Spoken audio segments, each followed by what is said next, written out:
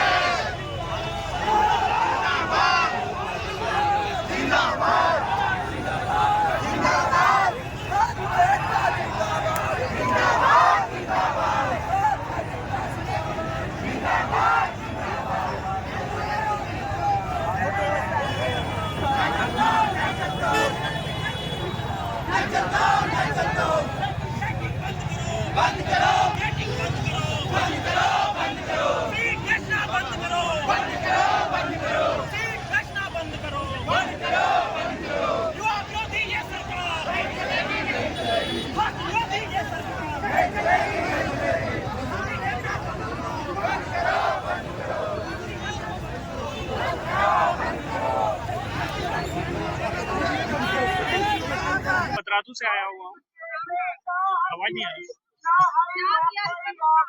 मैं JSSC CGL की तैयारी कर रहा था और झारखंड की जितनी भी एग्जाम है सारे को भरा कर रहा था। सरकार से हमारी बस यही उम्मीद है कि बस आप सीबीआई करा दे, सारे पेपर लीक, सारे माफिया पकड़े जाएंगे। सीआईडी सरकार के अधीन रहती है, वो बस लीपापोती के काम करती है, लेकिन जब सीबीआई आएगी तो पता चलेगा कि कार्मिक विभाग में सरकारी है तटस्थ जो इन लोगों को छूट दिए हुए हैं और सारे भ्रष्ट अधिकारी इसमें घुसे हुए हैं जो 1,40,00,000 में कम से कम डीएसपी का पोस्ट को बेचे जा रहे हैं। अगर सरकार इसमें है, सीआईडी उसके हाथ में है, फिर भी इतने बड़े बड़े खुलासे हो रहे हैं, कहीं ना कहीं निष्पक्ष जांच हो रही है तभी तो हो रहा है। देखिए, छोटी मछलियों को पकड़ना बहुत आसान बात है, लेकिन बड़ी बड़ी मछलियों को पकड़े तब तो। अब अभय तिवारी को पकड़ के क्या ही कर लेगी सरकार, जबकि उसके ऊपर जो सिंडिकेट बैठे हुए हैं उन लोग को नहीं पकड़ा जाएगा, सिस्टम नहीं सुधरेगा। सीआईडी पकड़ेगी अभय तिवारी को, उसके परिवार को, और फिर बोलेगी री एग्जाम करा रहे हैं, फिर री एग्जाम में वही पेपर लीक, वही माफिया लोग फिर सब घुसे हुए हैं। तो पहले अधिकारियों को चेंज करना होगा, भ्रष्ट अधिकारियों को, उसके बाद ही कुछ हो सकेगा। सिस्टम रिफॉर्म करना है, एग्जाम तो बात की बात है, पहले सिस्टम रिफॉर्म कीजिए आप। हाँ, भ्रष्ट अधिकारी को, लेकिन जेन्युइन अधिकारी भी है, मस्ताना टाइप, संतोष कुमार मस्ताना, वो ऐसे अधिकारी रहना चाहिए जिन्होंने नौकरी की परवाह ना करते हुए सरकार से लड़ा है और अभी तक उन्हें ना सैलरी दी जा रही है, बर्खास्त करके रखा है सरकार ने, क्योंकि सरकार जानते हैं कि उनके पास पेपर लीक का सबूत है सारा। सचिवालय 800 रुपये जो रद्द कर दिया गया है उसको लेकर मैं यहाँ पर आया हुआ हूँ।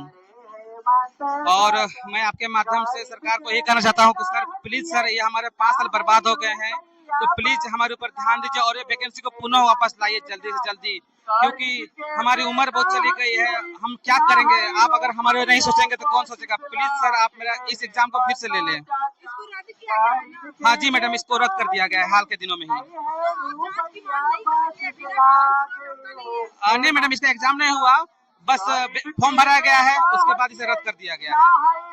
तो हम लोग वेट, क्या बोले मैडम? एग्जाम हुआ था? एग्जाम 2022 में हुआ था, बस कुछ नियमावली से तो रद्द कर दिया गया बाद में।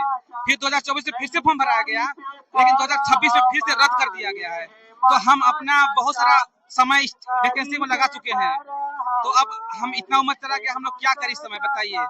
तो मैं सरकार से ही अनुरोध करता हूँ कि प्लीज सर हमें ध्यान दीजिए, ये वैकेंसी को पुनः ले लाएं। सबसे पहले जोहार आपको, और आपके चैनल के माध्यम से पूरे झारखंड वासियों को बहुत बताना चाहूँगा कि अभी जितना भी एग्ज़ाम हुआ है पिछले 10 सालों 12 सालों में, सभी में धांधली हुआ है। और ये पहली बार नहीं है कि इसमें पकड़ाया है। पिछला बार का भी आंदोलन आपने कवरेज किया था, जिसमें नीरज सिन्हा ने इस्तीफा दिया था।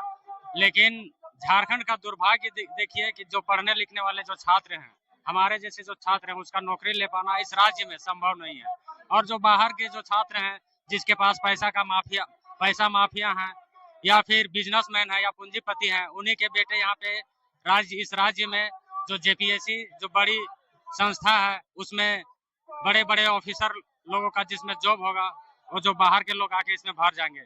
इस राज्य का दुर्भाग्य है, ना तो यहाँ पे हमारा जो सरकार है हेमंत सोरेन, ना वो हम लोग की बात सुनती है। और यहाँ पे जितने भी जो प्रशासनिक विभाग में है, उनका भी कहीं ना कहीं लापरवाही है, जिसके कारण आज इस हमारे राज्य का दुर्दशा है कि जेपीएससी जैसा एग्जाम लीक हो जा रहा है। इस बार तो लीक का मामला है ही नहीं, इस बार महालीक का मामला है, क्योंकि नौकरी बेचा गया है।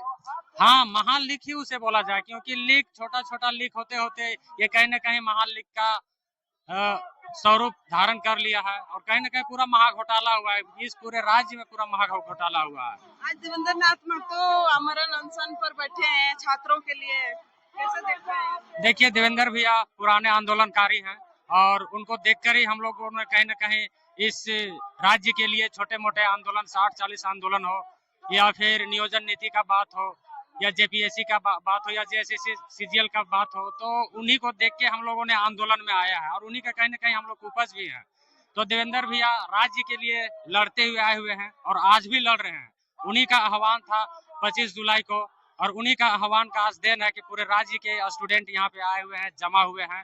और देवेंद्र नाथ महतो हैं, या फिर मनोज यादव हैं, या टाइगर जयराम महतो हैं, कहीं ना कहीं छात्रों के लिए हमेशा लड़ते हुए आए हुए हैं, और आज भी वो छात्रों के साथ खड़ा है। लेकिन कहा जा रहा था कि छात्रों को दिग्भ्रमित किया जा रहा है कुछ पॉलिटिकल पार्टियों के द्वारा, तो यहाँ आकर आपको क्या लग रहा है?